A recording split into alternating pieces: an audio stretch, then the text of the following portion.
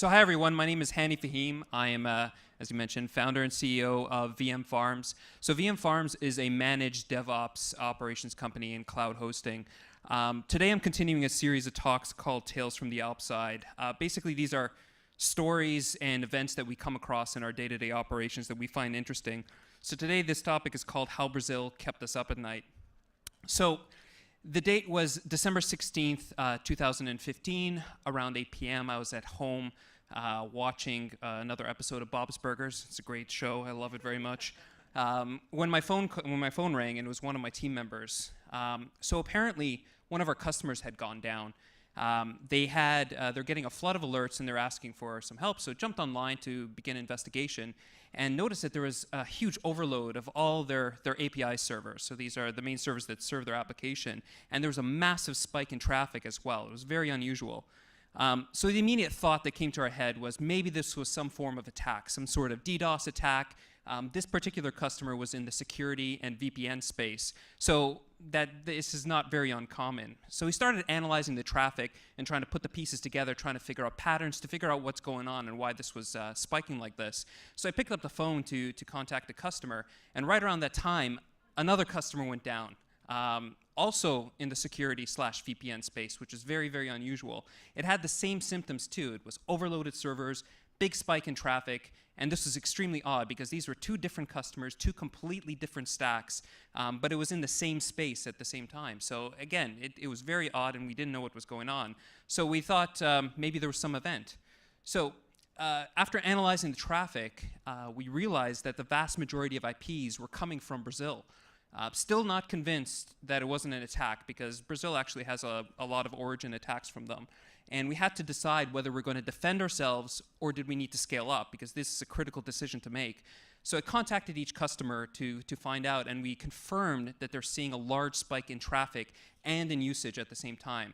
So again, what would trigger such a huge spike all of a sudden in this type of service? So I decided to take it to Twitter. Simply typed in Brazil into there, and immediately there were a flood of alerts. They're all in Portuguese, so I had to use Google Translate to help me out here.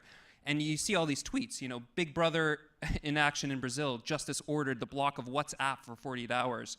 The government ordered Brazil WhatsApp blocked for 2 days, and I think a lot of people are going to go to jail for this. It was endless stream of this. So it was kind of a confirmation that there was something going on. And a few minutes later, there's news reports that started confirming this. So indeed, they were being blocked.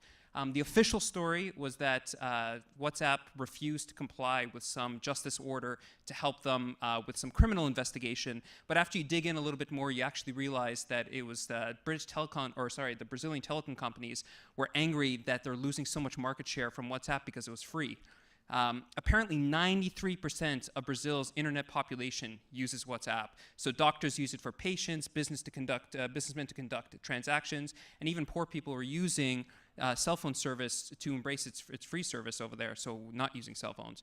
And with an internet population of over 100 million, that's 93 million users, or 50% of the entire population of Brazil. It is the single most used app in the entire country. They're even joking as well. This tweet went viral about their life without WhatsApp out there. Some also interesting information here. In 2003, the Brazilian government launched an initiative to offer low-cost, tax-free computers to anybody who wanted it. They mandated the use of Linux and open source on all these systems, and outright rejected Microsoft for their bid of OS of choice. This actually included all government ministries and state-owned systems, and eventually into schools as well. This move was actually widely publicized in the media at the time. So think about this for a second. Linux and open source, it's come a long way, but it still requires a little bit of technical know-how to get it to work. You know, if you ever tried to install a new piece of hardware or something, it's not ever straightforward. You have to kind of tinker with it. You often have to pop open the hood, unlike Windows and Mac.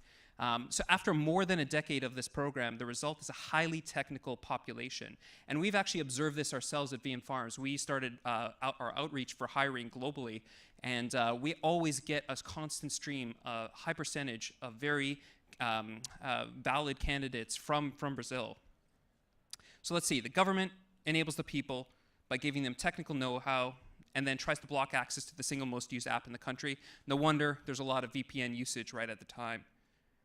So with that in hand and understanding what the source was, our goal was to scale them up. So we started throwing absolutely everything we had at them. We were throwing server after server after server, and the traffic just kept coming in and increasing over and over.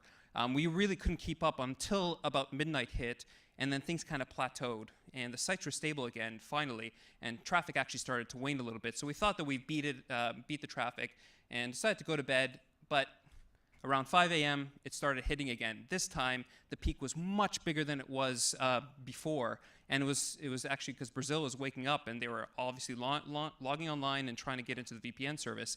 One particular customer was already 5 times their original size, and this was a very sizable customer too. Components of the infrastructure that we thought would never break would also start to buckle at the time. So then we kept going at this until about 10:30 a.m. when everything stopped. All the traffic kind of just calmed down. Traffic waned, the alerts kind of cleared. We thought that maybe we were down and blocked and we didn't know it, but no, in fact, actually everything was pretty much calm.